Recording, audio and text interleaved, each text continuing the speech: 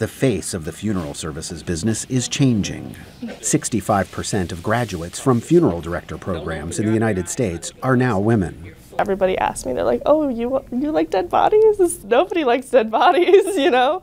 But it's really, I'm here to help people, and the need to help people and fulfill that and make sure that they're okay at the end of the day completely outweighs any fears that I came in here with. ANITA BENNETT believes compassion is a big reason women are increasingly drawn to the profession. You cannot never understand how a person truly feels, but you can always let them know that you're there, and that if they need someone to go through it with them, you're there. Where men, they get the job done.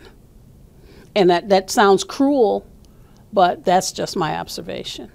Students at the State University of New York in Canton study the business of death, including making life masks of fellow students. They use them to measure head dimensions and symmetry, skills they will need to restore facial features lost to illness or trauma on the deceased. But many graduates say there are barriers to women succeeding in the industry. FREDERICK is the funeral director at Cleveland Funeral Home in Watertown, New York.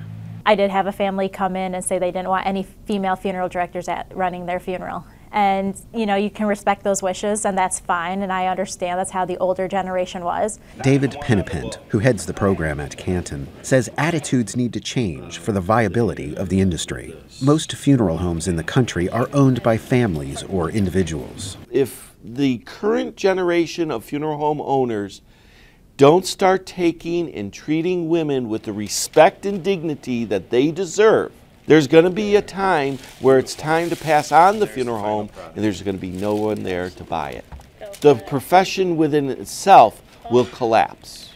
A new generation of students ready to guide people through their grief. Ted Shaffrey, The Associated Press, Canton, New York.